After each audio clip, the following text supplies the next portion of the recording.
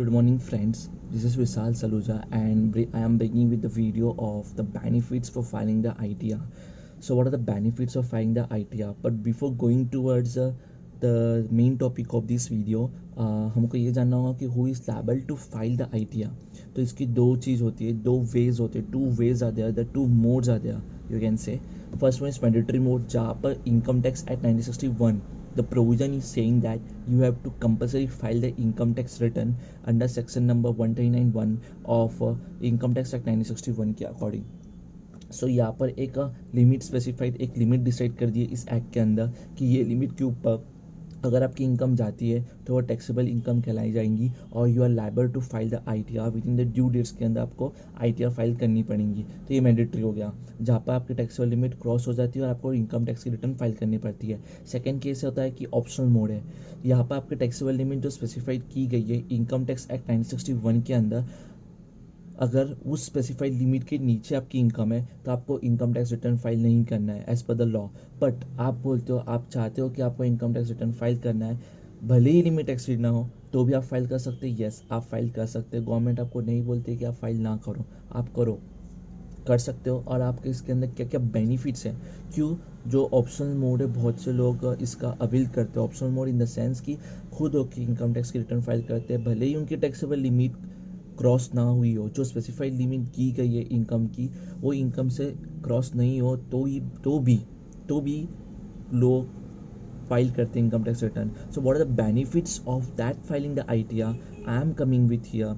ये एक मेरा मेन पर्पज़ है कि इनकम टैक्स रिटर्न के क्या बेनिफिट्स है उन लोगों को बताना, ऑप्शनल वालों को. सेकेंड ऑफ ऑल, जो इनकम टैक्स रिटर्न फाइल नहीं कर रहे हैं उनको ये गाइडलाइन देना कि भैया what are the benefits of that filing the income tax return. So without wasting your time, moving forward towards the benefits of income tax return filing. So first one is for the nation building. So what is that? The government have made the organisations, उन्होंने बहुत सारे organisation बना दिया है. अब ये organisation tax collect करती है आपसे और टैक्स कलेक्ट करने के बाद गवर्नमेंट को फंड ट्रांसफर करती है. नाउ गवर्नमेंट ये फंड का यूटिलाइज करती है for the benefits of the general public. अब ये जनरल पब्लिक के लिए बेनिफिट्स क्या क्या होते हैं? Hospitals, educational, health cares, defence में आपकी सिक्योरिटी के लिए प्रमोट करता है, फॉर द रोड इंफ्रास्ट्रक्चर के लिए आपको होता है एंड एक्सेट्रास. सो इन सब जगह आपका यूटिलाइज होता है फंड. सो गवर्नमेंट जो है वो क्या है, it's like your agent, he is using your funds for the benefits for you. Second one is the claim for tax deduction. Suppose आपका कोई टैक्स डिडक्ट हो चुका है या फिर आपका कोई TDS काट लेता है या फिर कोई TCS काट लेता है, तो इनडायरेक्ट टैक्स आपका, इनडायरेक्टली आपका टैक्स कलेक्ट डिडक्ट हो चुका है. भले ही आपकी टैक्सेबल लिमिट जो है एक जो स्पेसिफाइड की गई है उससे आपकी इनकम जो है वो एक्सीड ना करती हो, फिर भी आपका टैक्स डिडक्ट हो चुका है, तो क्या करना है इस केस में? आपका टैक्स तो ऑलरेडी डिडक्ट हो चुका है, तो टैक्स डिडक्ट हो चुका है तो for claiming those tax deduction, यानी कि जो टैक्स डिडक्ट हो चुका है उसका रिफंड क्लेम करने के लिए आपको ITR फाइल करनी पड़ेगी. येस, आपको इनकम टैक्स रिटर्न फाइल करनी पड़ेगी for claiming those deduction.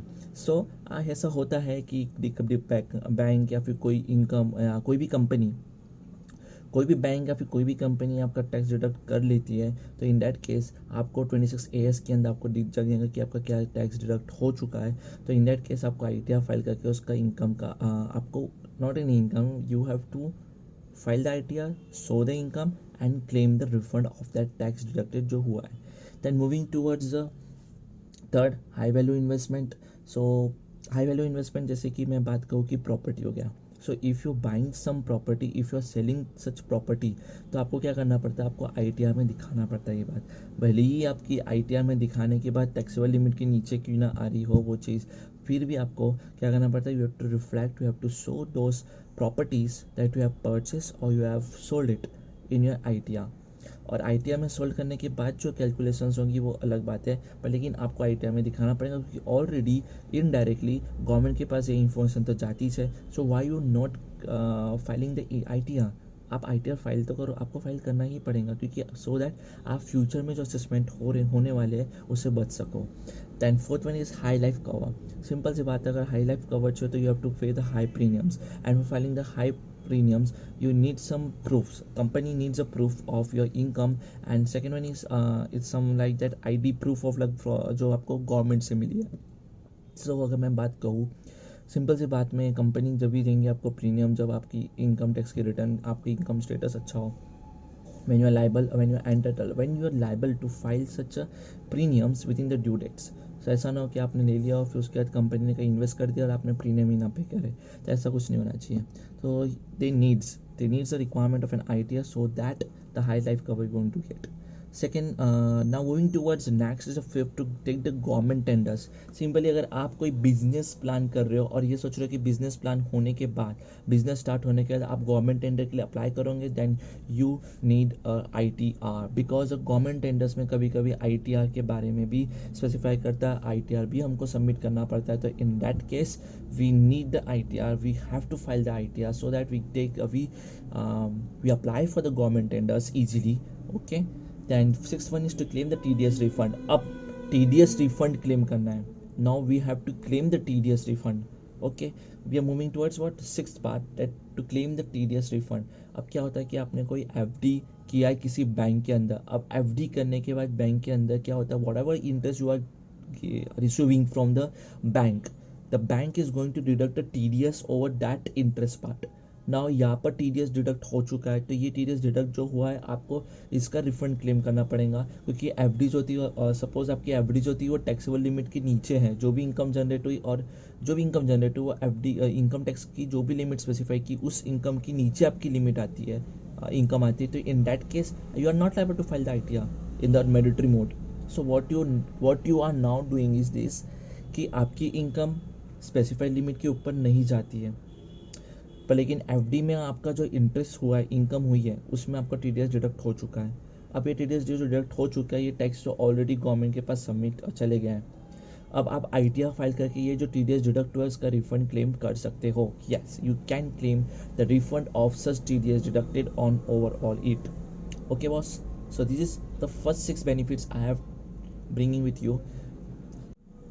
So moving towards a 7th part, that is to carry forward of losses. So carry forward of losses क्या होगा कि अगर आपने कोई बिजनेस स्टार्ट किया और बिजनेस स्टार्ट करने के बाद आपको कुछ लॉसेस हो रहे हैं, तो इन लॉस का बेनिफिट उठाना है क्या? यस, यू कैन, आप इसका बेनिफिट उठा सकते हो, आप इस लॉस को क्लेम कर सकते हो ITR रिटर्न फाइल करने के बाद, और ये लॉस को कैरी फॉरवर्ड कर सकते हो for maybe of at least some specified years के लिए. आप उसको क्या कर सकते हैं, कैरी फॉरवर्ड कर सकते हैं फॉर फ्यू ईयर्स. सपोज अगर नेक्स्ट ईयर अगर आपको प्रॉफिट इनकम होती है तो उसके अंदर आप क्या कर सकते हैं, सेट ऑफ कर सकते हो दोनों का, और set of with the same source of income के साथ ही कर सकते हो. बिजनेस से अगर कोई लॉस हुआ तो बिजनेस की इनकम के साथ ही सेट ऑफ हो सकता है. तो आपको ये बेनिफिट हो सकता है इसके अंदर कि जो आपका लॉस है उसको हम कैरी फॉरवर्ड करके आगे जो इनकम होने वाली है उसके साथ हम सेट ऑफ कर सकें, और इसका हमको एडवांटेज और बेनिफिट दोनों मिलता है. Now moving towards the 8th point, avoid the interest and penalties on the tax liabilities and the security from the tax department. So यही बोलना है मेरा कि भैया जो भी ITR आप फाइल कर रहे हो within the due dates के अंदर फाइल करो. अगर आप ड्यू डेट्स के अंदर फाइल नहीं करते हो, अपने ओरिजिनल ड्यू डेट के अंदर ओरिजिनल रिटर्न फाइल नहीं करते हो ड्यू डेट के अंदर, तो you have to file the penalty and then only you can file the ITR. और विद अगर आपने कोई टैक्स लायबिलिटी जो थी, आपने कोई टैक्स लायबिलिटी पे ऑफ नहीं किया within the due dates के अंदर, तो you have to pay the interest over it. अगर आपने इंटरेस्ट भी पे नहीं किया, पेनल्टी भी पे नहीं किया और ITR भी फाइल नहीं किया, then you have to face with the scrutiny from the department. So यही हो गया भैया, अगर आप कुछ भी चीज़ पे नहीं कर रहे हो, आप इंटरेस्ट पे नहीं कर रहे, पेनल्टी पे नहीं कर रहे हो, और आप ITR भी फाइल नहीं कर रहे हो within the due dates के अंदर, देन ये सिंपल सी बात है, डिपार्टमेंट आपको छोड़ेगा नहीं, और डिपार्टमेंट तो भैया पूरा का पूरा लेके रहेंगे आपकी. Then moving towards a 9th point, it's 9th point is all about the financial status. अब ये फाइनेंशियल स्टेटस इंडिकेट करता है. अगर मैं सिंपल सी बात करूँ तो हमारे इस इंडिया के अंदर 2 स्ट्रक्चर पाए जाते हैं. First one is employer and second one is employ. Now what is that, जो एम्प्लॉय है, जो जॉब कर रहा है बंदा, उसके form number 16 is the proof of that financial status. उसकी इनकम का स्टेटस का प्रूफ फॉर्म नंबर 16 ही बता देता है. देन सेकंड पॉइंट हमारे पास आता है कि एम्प्लॉयर का क्या फाइनेंशियल स्टेटस होता है, उसके कैसे पता चलेगा फाइनेंशियल स्टेटस कैसा होता है, उसको कैसे पता चलेगा, उसकी इनकम टैक्स रिटर्न से फाइलिंग है. सो उसकी ITR जो रहती है, उसकी ITR इंडिकेट करती है कि उसका फाइनेंशियल स्टेटस कैसा है, उसका फाइनेंशियल बैकग्राउंड कैसा है, उसकी बैलेंस शीट और P&L से पता चलेगा कि भैया वो जो बंदा है, जो एम्प्लॉयर है, जो एंटरप्रेन्योर है, जो बिजनेसमैन है, जो सेल्फ एम्प्लॉयड वाले बंदे हैं, उनकी इनकम टैक्स रिटर्न देख के ही हम बता सकते हैं कि इसका फाइनेंशियल स्टेटस कैसा है. So it's all about the ITR is all about the financial status, जहाँ पर हमको पता चलता है कि इस बंदे के पास कितनी इनकम, इसके पास कितनी कैपिटल अरेंजमेंट है.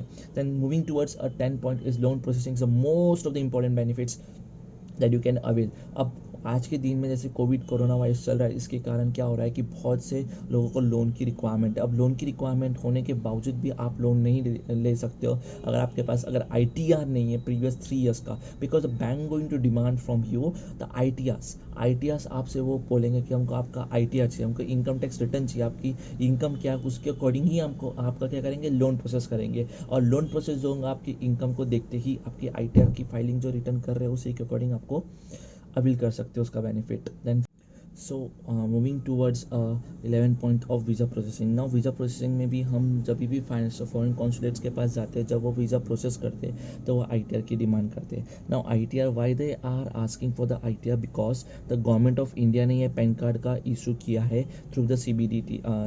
सो इसके अंदर एक ये हो जाता है कि गवर्नमेंट की आइडेंटिटी हो जाती है। Then second one is that कि आप इनकम टैक्स की रिटर्न फाइल करते हो तो is the main proof of that कि आप is resident, you are the resident of the India. So बहुत सी चीज़ें होती है जहाँ पर वीज़ा प्रोसेसिंग के बाद ITR की रिक्वायरमेंट्स होती है। Now moving towards last 2 points जो हम डिस्कस करेंगे। First one is a credit card processing. So whenever you going towards a credit card application you need to file the ITRs। It may be possible अगर आप ITR की जो ITR की copy अगर आप नहीं देते बैंक को तो वो आपका क्रेडिट कार्ड प्रोसेसिंग रोक देते हैं। So unfortunately is a bad luck, but ठीक है, ITR आपको फाइल करना पड़ेगा क्रेडिट कार्ड के लिए सो दैट आपका क्रेडिट कार्ड प्रोसेस हो सके। It may be, I am using the word may be, कुछ बैंक कर देते हैं क्रेडिट कार्ड की प्रोसेसिंग स्टॉप, बट कुछ I don't know about it.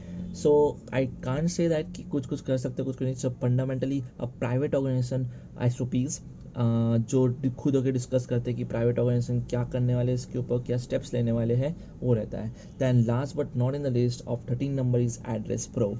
Simply it can be used for the address proof also. Yes, it can be used for the address proof because in ITR जब आप ITR file करते हो तो आपका income tax की जो ITR की acknowledgement है उसके अंदर एड्रेस दिया रहता है। And we can say the part and parcel is an address proof की तरह हम इसको यूज़ कर सकते हैं बिल्कुल, पर लेकिन वो रिसेंट ITR हो, बस मैं यही बोलना चाहूँगा। This is all about benefits of income tax return.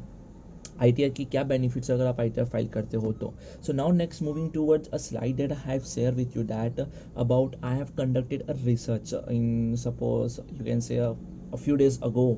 मैंने एक रिसर्च कंडक्ट किया था जहाँ पर मैंने कुछ क्वेश्चंस पूछा था कि आप ITR रिटर्न फाइल करते हो कि नहीं करते हो, तो वहाँ पर 50-50% मेरे को रिप्लाई मिला था। They are 10% who are participate in that research. So 6 ने बोला था कि येस हम कर सकते हो, 6 ने बोला था कि हम करते हैं और 6 ने बोला था कि हम नहीं करते हैं। तो what are the reasons behind filing the ITR, मैंने ये भी पूछा था उसके अंदर, तो मेरे को रीजंस मिले हैं और बहुत से रीजंस होते हैं वो सेटिस्फैक्ट्री थे। दैन सेकेंड वन इज़ जो फाइल नहीं करते, कुछ को तो नॉलेज थी ही नहीं, किसको तो आंसर पता ही नहीं था। So I am here bringing this video just for you all. I want to say a special thanks to all of the 12 persons who have participated in that research. Thank you so much. And just want to say to you and to all of you who didn't participate in this research, please support me and please participate in in that research work so that I can bring these videos to you and to reveal you what are the benefits, what are the disadvantages for that. Yes, here also there are some disadvantages. Simple सी बात है, जब यहाँ पर benefits है तो उसके disadvantages भी बहुत सारे हो सकते हैं। पर एक डिसएडवांटेज के बारे में मैं बात करूँगा यहाँ पर, that the government can miss use your funds. Suppose कोई फ्रॉड होता है तो बैंक में पंप करती जो फंड वो जनरल पब्लिक का ही फंड रहता है, जो इनकम टैक्स पे करते हैं उनका ही फंड रहता है। जो एक कंपनी, एक बैंकिंग कंपनी या फिर कोई कॉर्पोरेट कंपनी या PSU को बचाने के लिए जो गवर्नमेंट पैसा डालती है उसके अंदर ये वही फंड यूटिलाइज होता है। This are the benefits. If you are not filing the ITR then please file the ITR and please support in the nation building. Not for that nation building, it's your personal benefits also. आपने देखा ही चाहिए क्या personal benefits आपको हो सकते हैं। Then second one is, so please help me in that research work and please share this video if you like it. Please like this video yaar, and please subscribe this video. It's Vishal Soluja signing off. Happy Sunday.